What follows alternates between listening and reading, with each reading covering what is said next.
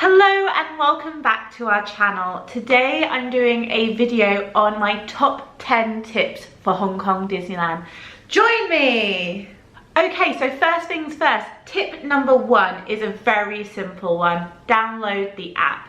You want the app because it's got the map. Ooh, I rhymed. I'm a poet and I didn't even know it.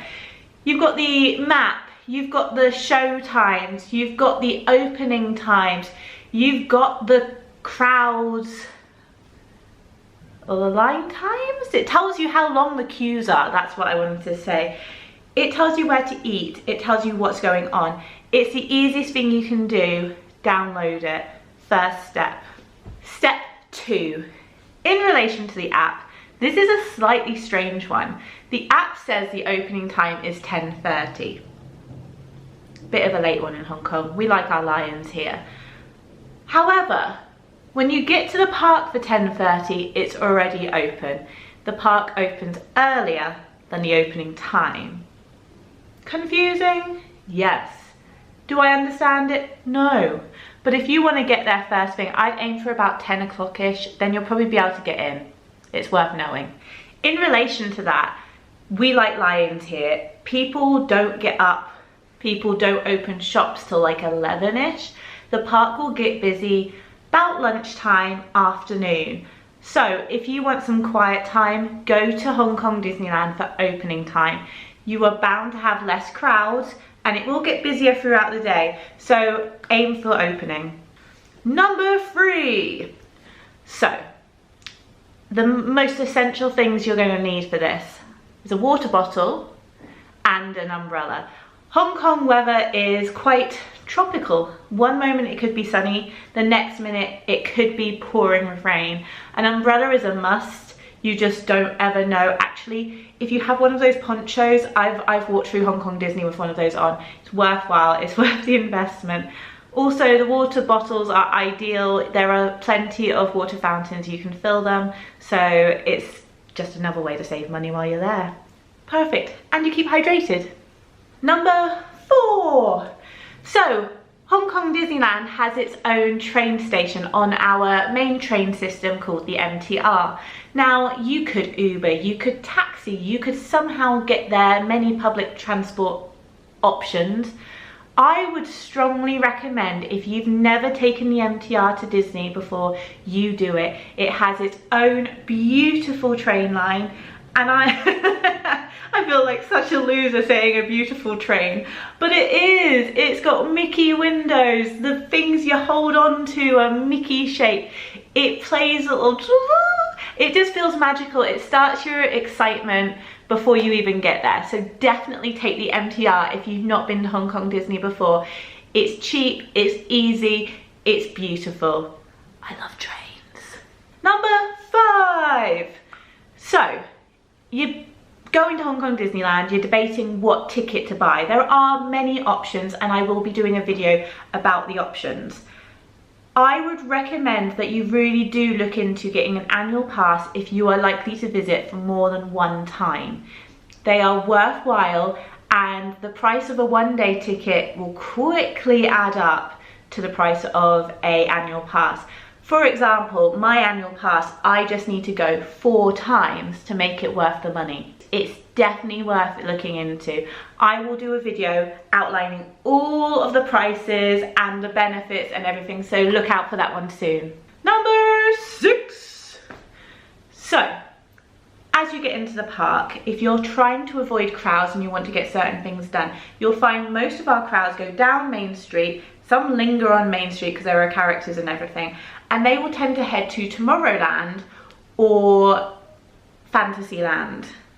So you are best heading straight through to Adventureland, Toy Story Land, and starting over there because you are likely to avoid the crowds. There are some exclusive rides there. It's a good place to start. It's up to you. Everyone's heading where they want to. I would recommend you go where it's a bit quieter to start the day off. Number 7. Speaking of crowds, there are fast passes that you can get. So there are a few rides you can book a fast pass. It's not on the app. We're not as advanced as Walt Disney World yet. However, they have the old school machines where you can go and get a little ticket. So there are only a select few rides that you can do that with. So it's worth looking into, and then you can get your fast passes and you can go from there. It's ideal. It gives you the time to go back and then you skip the queues. Worth looking into. Definitely. Number 8. So, speaking of rides, fast passes, all that kind of stuff, there are some rides that are exclusive to Hong Kong. Now, I would definitely say if you're over here to visit, I would recommend those. There are obviously rides that feature in every park, and I quite like collecting them. So you're talking like your Space Mountains, your It's a Small World. Those are fun to do and compare, but we have got some rides that no other parks have. So I'd look into those. I've got a video coming up about that. And make sure you prioritize them because you're not going to see them anywhere. You may as well do all the things you can do while you're here. Number 9. So one of my all-time favorite things to do, and I love it so much and I miss it so much, is visiting the characters. I love the interaction. I love getting the photos. I love kind of playing a little bit.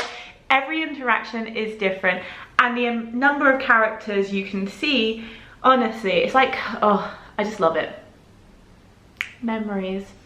So if that's a priority for you, the app is really useful for highlighting where each of the characters are and their timings. Now, Main Street has kind of your classic characters. You've got certain areas that do have designated characters. Toy Story Land has the Toy Story characters, for example.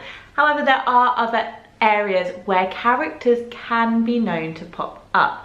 Adventureland is one of those. Now, things have been a little bit different since COVID, but they are still around. It might all happen again one day. I will obviously do an update once I know when the world is functioning in the future sometime. But for now, you've got designated areas for characters. They're still doing meets. They just do it from a distance. You can get your selfie with them. You can film them, take a photo of them. It's really, really cute. For COVID, they're not announcing the times, but they are regular, and they are on Main Street, they are in Grizzly Gulch, they are in Fantasyland, they are in all of the areas, so you will definitely find them. They are still happening. Number 10. Last but not least, this is a funny one to mention because, as I said, it is the era of COVID. Stickers. Hong Kong Disneyland are amazing for giving out free things. You can just go up to a cast member, be polite, say hello, and ask if they have a sticker, and they will give you one. And that is absolutely amazing. I have a stash of stickers. I don't even know really what to do with them all. I've got them all on my laptop. I've got a drawer full of them. They are amazing. So if you're looking to collect something, if you're going with children, it's an ideal thing to do. Now, having said this, it's obviously not happening during COVID. Actually, none of this is happening during COVID because the park's closed right now. But we look forward to the future and a chance to go back and to collect stickers and to line up for characters and to use the app and to go on the train and all those things. So hopefully this video has been useful, even though none of us are able to travel. It's like the weirdest thing ever, but this is what I think the main tips for Hong Kong Disneyland would be on my right now. From my experience for going there for years and years. If you are a regular visitor of Hong Kong Disneyland and have other tips, please comment below. If you've been to Hong Kong Disneyland, let me know. If you hope to go, if you're suddenly adding it to your bucket list, let me know as well. Remember to give the video a thumbs up if you enjoy. Hit that subscribe button and I shall see you soon.